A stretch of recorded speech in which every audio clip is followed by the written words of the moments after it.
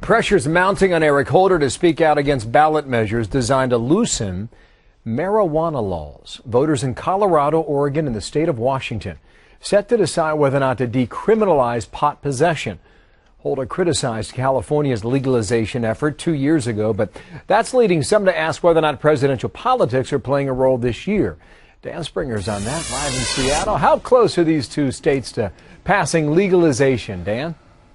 Well, I tell you, Bill, right now legalization is leading in the polls in two of those states, in Washington and Colorado. It's trailing in Oregon, but the folks who are trying to keep marijuana illegal are getting badly outspent, especially here in Washington State, where it's $6,000 to $4 million.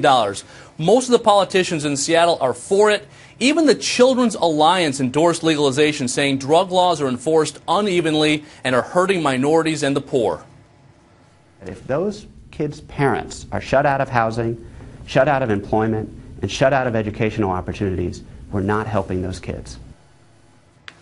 Now, critics say just the opposite, that if more kids are exposed to marijuana, usage among kids will go up. Bill? Well, has the Obama administration taken a position on this, Dan?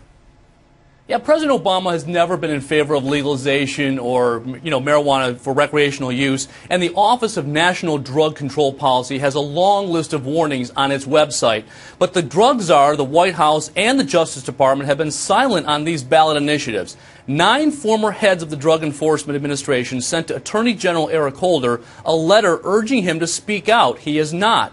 We've been trying for a week to get a comment, and we're still waiting.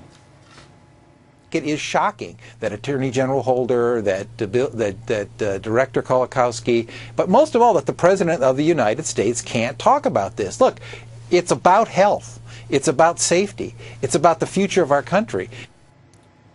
Now, a big question, if it passes in one or two of these states, is will the feds step in and enforce federal drug laws? Because, of course, Bill, it will still be illegal according to the federal government, even if it's legal in a couple of these states. All right, Dan, thank you. Dan Springer's on that story in the state of Washington. See ya.